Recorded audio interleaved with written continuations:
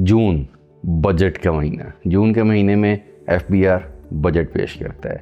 अच्छा, बजट से पहले बहुत सारे र्यूमर्स होते हैं, बहुत सारी बातें कही जाती हैं, इस बजट में ये हो जाएगा, इस बजट में ये हो जाएगा। इस पे कुछ बात करते हैं कि बजट में एक्चुअली जो प्री बजट और फिर पोस्ट बजट एनालिसिस होते हैं, ये होते किस तरह से, और जो बजट से पहले बातें बताई जाती हैं उनका सोर्स क्या है और उस सोर्स के पीछे रीज़न क्या हो सकती है।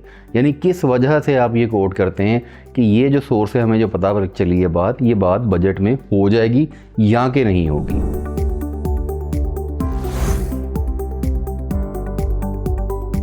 फेडरल बजट डिटरमिन करता है पूरे साल की पॉलिसी मेकिंग।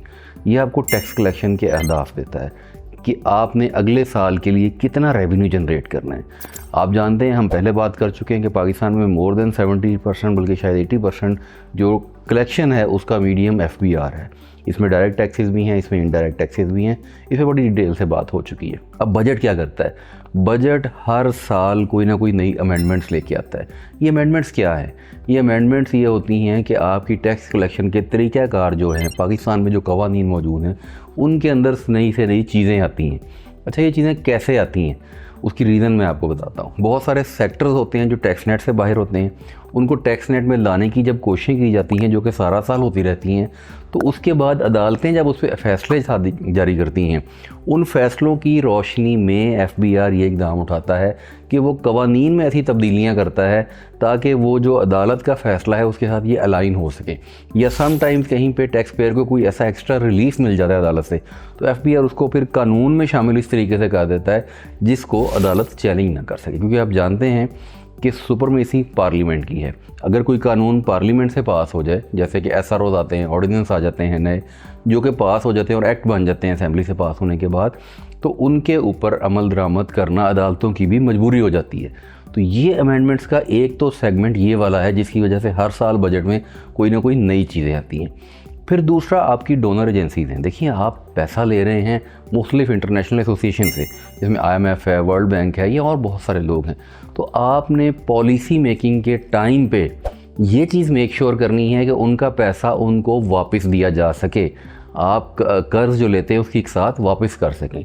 लास्ट ईयर की एक कैलकुलेशन थी, शायद मैं थोड़ा सा ऊपर नीचे हो जाऊँ, 56% of your budget was used for repayment of debt. अब देखिए, ये बहुत बड़ी फिगर है। यानी आप जो कलेक्शन कर रहे हैं उसका आप आधे से भी ज़्यादा सिर्फ रीपेमेंट ऑफ डेट में दे रहे हैं। तो आप पॉलिसी भी वही बनाएंगे जो उनको सूट करती है, जो उनकी शराइत के मुताबिक है, क्योंकि वो जब आपको कर्जा देते हैं तो उसके साथ शराइत भी लगाते हैं। तो दूसरा सेगमेंट बजट में आएगा जिसके ऊपर ये वाली तब्दीलियाँ आएंगी, ये वाली अमेंडमेंट्स आएंगी। अब तीसरा सेगमेंट आप आते हैं कि जो अनडॉक्यूमेंटेड इकोनॉमी है, या वो लोग जो टैक्स नहीं दे रहे, उनको टैक्स नेट में लाने के लिए बार बार स्कीमें आती हैं। कभी ताजर दो स्कीम आ जाती है, कभी कोई आ जाती है, कभी कोई। तो उस सेगमेंट को टैक्स नेट में लाने की कोशिश की जाती है और उसके हवाले से कवानीन में तब्दीलियाँ आती हैं। फाइलर नॉन फाइलर की कहानी बहुत ज़्यादा हमने सुन ली हुई है। इसी तरह से कुछ तब्दीलियाँ आती हैं जो कि फ़ाइलर और नॉन फाइलर की तकसीम को वाज़ेह किया जा रहा है, हर दफ़ा होती है।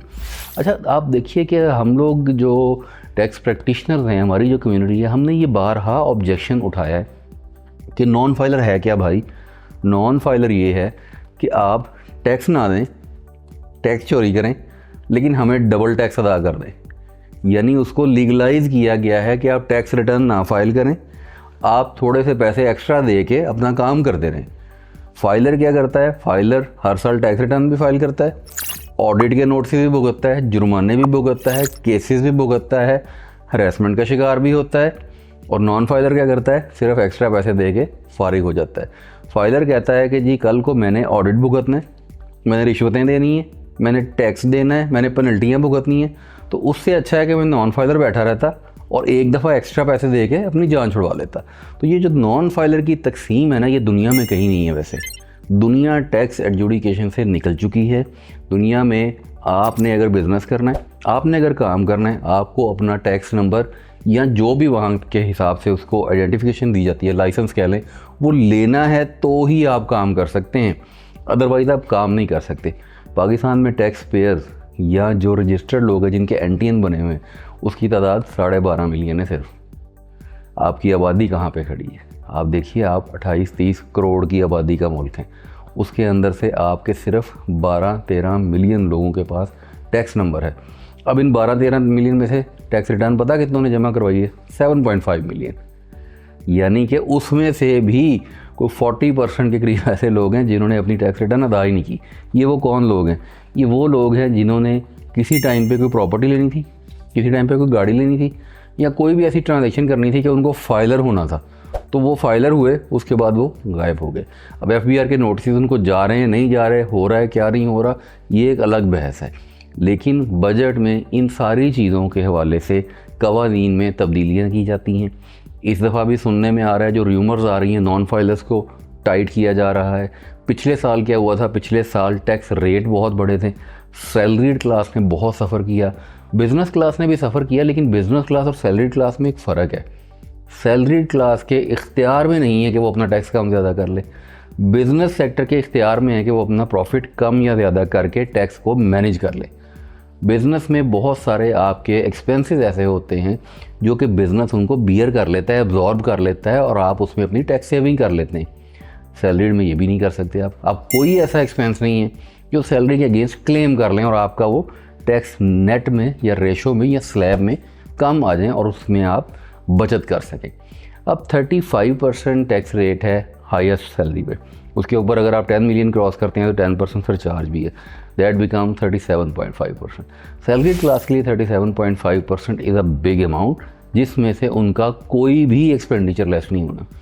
बिज़नेस 45% तक जा रहा है, फिर सुपर टैक्स भी है, लेकिन उसमें से आपके एक्सपेंडिचर्स बहुत सारे ऐसे हैं जो कि बिज़नेस बियर कर लेता है, जो कि आपके वैसे सैलरीड क्लास में होते हुए आप नहीं कर सकते।